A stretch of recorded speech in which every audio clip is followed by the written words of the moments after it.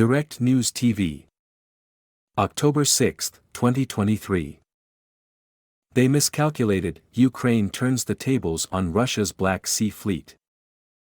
Kyiv, Ukraine, Russian warship, go F*** yourself, is the phrase dating back to the first days of the Russia-Ukrainian war, that spawned countless memes and bumper stickers. It is what Ukrainian servicemen stationed on the Zmyany Island, or Snake Island, in the Black Sea replied to the Russian warship's urge to surrender. But by early 2022, the Russian Black Sea Fleet based in annexed Crimea, seemed to have gained absolute control over Ukraine's territorial waters in the Black Sea and its smaller, shallower sibling, the Sea of Azov. Its larger ships shelled Ukraine's main seaport, Odessa, and other southern cities with missiles and drones, killing civilians and destroying apartment buildings, military installations and port infrastructure. Smaller Russian Navy vessels stopped and officiously inspected merchant ships carrying grain and sunflower oil, Ukraine's key exports. Russian Navy felt at ease in all of the Black Sea's northern part, but after almost 600 days of war, the tables have turned. They miscalculated, Lieutenant General Ihor Romanenko, the former deputy chief of Ukraine's General Staff of Armed Forces, told Al Jazeera. We won't let them rest and won't rest ourselves until we fully deoccupy our lands. Fleeing Sevastopol. Satellite imagery shows that at least a dozen Russian vessels, including guided missile frigates, landing ships and submarines, have been hastily relocated from their main base in Sevastopol, a subtropical port in annexed Crimea. Most were moved to the Russian port of Novorossiysk more than 300 kilometers, 186 miles east of Sevastopol, or on other, smaller bases or bays in eastern Crimea or along Russia's Black Sea coast. British Defence Minister James Heappey compared the functional defeat of the Black Sea Fleet to the liberation of Kharkiv Oblast 1 year ago. The fleet has been forced to disperse to ports from which it cannot have an effect on Ukraine, he said on Tuesday. The relocation follows a series of daring Ukrainian attacks with Western-supplied cruise missiles and domestically assembled aerial and naval drones that destroyed flagships, smaller cutters, and even a docked submarine. They also annihilated 2 advanced S-400 air defense systems, creating sizable holes in the sky over Crimea. And, most importantly, they damaged a major shipyard with a dry dock that was essential for repairing decades-old Russian ships. What was critical for Russia wasn't damage to vessels, it was damage to the shipyard, Kiev-based analyst Ihor Tishkevich told Al Jazeera. This is the reason why a large part of the Black Sea Fleet vessels were relocated to Novorossiysk.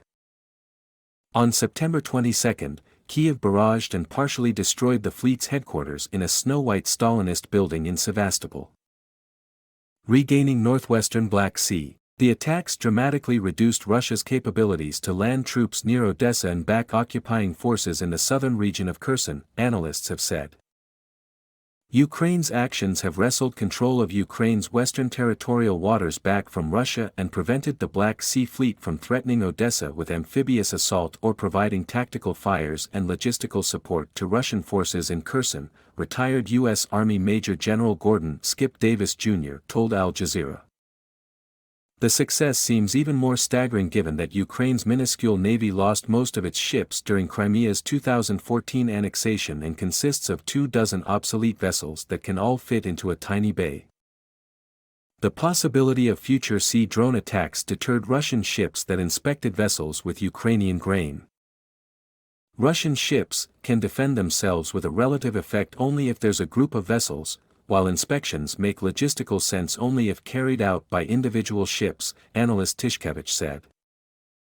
However, these days, Ukrainian and international shipping companies prefer to use smaller vessels that can move along the Black Sea coast towards Romanian ports on the Danube, a gateway to Eastern and Central Europe.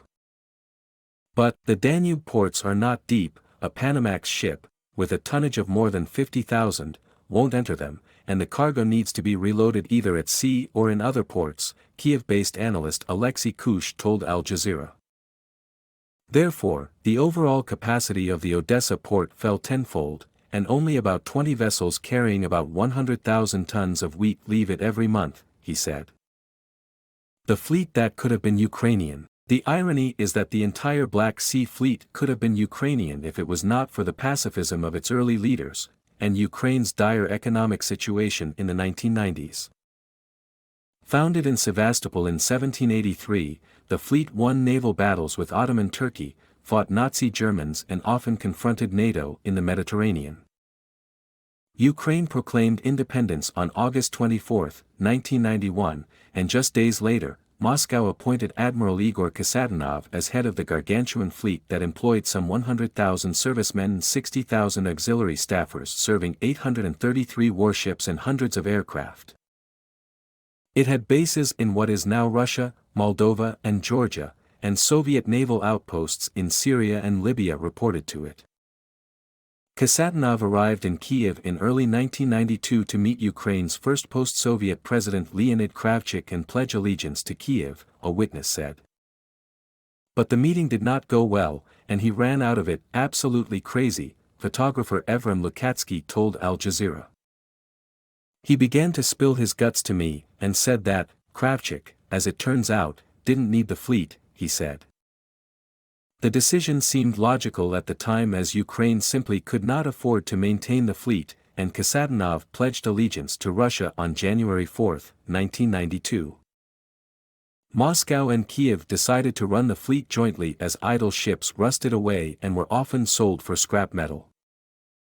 Rumors had it that even Colombian drug cartels could buy a small submarine for smuggling cocaine. Only in 1997, Moscow and Kiev partitioned the fleet, very unevenly.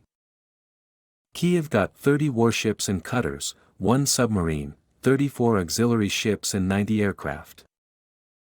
Moscow got 338 warships, 106 planes and helicopters and agreed to lease several bases in and around Sevastopol and several other locations in Crimea. The lease cost Russia almost $100 million annually, and the fleet remained the largest employer in Sevastopol. Since the 1944 Stalinist deportation of several Crimean communities, Tatars, Greeks, Armenians and Bulgarians, Moscow moved hundreds of thousands of ethnic Russians to the peninsula. They largely remained loyal to Moscow and stubbornly resisted Kiev's attempts to promote Ukrainian as the language of administration and education. Politically, they were close to the Russian Red Belt regions that supported communists.